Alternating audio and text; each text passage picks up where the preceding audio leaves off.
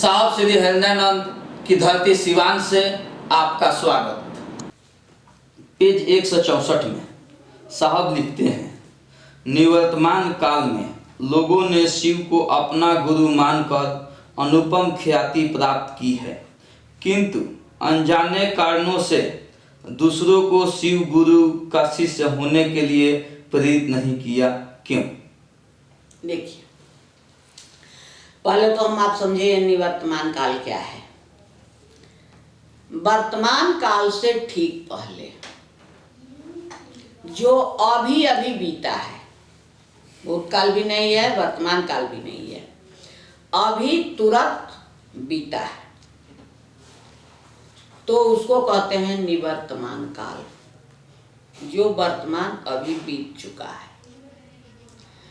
तो साहब कहते हैं कि अभी जो वर्तमान बीत चुका है, उस समय में ऐसे हुए हैं कुछ लोग जिन्होंने शिव को गुरु माना है और गुरु मान के बहुत कुछ शिव से पाया है, ख्याति भी पाई है, वे गुरु भी हुए हैं, लोगों ने उनको गुरु माना है, दुनिया संसार ने उनको आदर श्रद्धा दी है, लेकिन उन्होंने लोगों को शिव का शिष्य बनने के लिए प्रेरित नहीं किया। यानी ऐसे लोग में से किसी ने नहीं कहा कि मैंने तो शिव को गुरु माना, मैं तो शिव का शिष्य हूँ और मुझे ऐसी ऐसी उपलब्धि हुई है, ये बड़े कमाल के गुरु हैं, आप भी मान के देखिए। ऐसा लोगों ने नहीं कहा। जो लोग भी शिव के शिष्य हुए, उन लोगों ने किसी से नहीं कहा।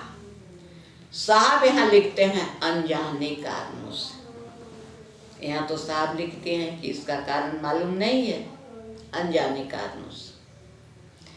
लेकिन जब साहब की चर्चा थी मुजफ्फरपुर पताही मैदान में, वहाँ हम लोग गए थे। वहाँ एक भाई ने जिज्ञासा भेजी कि साहब, और लोगों ने क्यों नहीं कहा लोगों को शिव को गुरु मानने के लिए? आपने ही शुरू किया, आप ही ने कहा, क्यों? और जो पहले के शिव शिष्य हुए, उन लोगों ने क्यों नहीं कहा? तो साहब कहते हैं कि उन लोगों को शिव का आदेश नहीं था। ये साहब की कही बात है कि लोगों को शिव का आदेश नहीं था, तो उन लोगों ने नहीं कहा। फिर एक भाई ने पूछा कि शायद उसी जिज्ञासा में था कि आपको ही क्यों आदेश हुआ? तो साहब ने मुस्कुरा के कहा कि ये तो आप महादेव से पूछेंगे ना, मैं क्या बता सकता हूँ। उन्होंने मुझे ही क्यों आदेश दिया, ये तो उनसे पूछना होगा।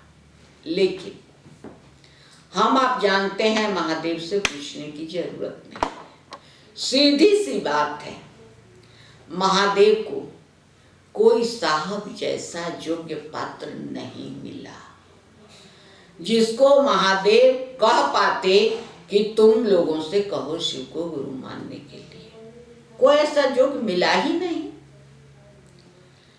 सब अपने अपने गुरु बन बैठे। जब महादेव को लगा कि नहीं, इसको केवल केवल मुझसे मतलब है, यही इस काम के योग्य है, तब महादेव ने साहब को आदेश दिया, हरेंद्र, जो तुम करते हो दूसरों से करने के लिए कहो। यानी उस समय साहब क्या करते थे? लोगों को कहते थे शिव को गुरु मानिए, लेकिन ये नहीं कहते थे कि आप भी लोगों को कहिएगा। तो इसी को महादेव ने कहा कि जैसे तुम कहते हो लोगों को शिव को गुरु मानने के लिए, वैसे ही जिनको कहते हो उन लोगों से भी कहना कि वो लोगों से कहें, दूसरों से कहें। तो हम आप इस संदर्भ से ये भी जानते हैं कि ये डायरेक्ट साक्षात हमारे आपके गुरु शिव का आदेश है। साहब ने अपने मन से नहीं कहा। अब सोचने की बात है, कितना पावर होगा इसमें। ये तो साक्षात शिव का आदेश है।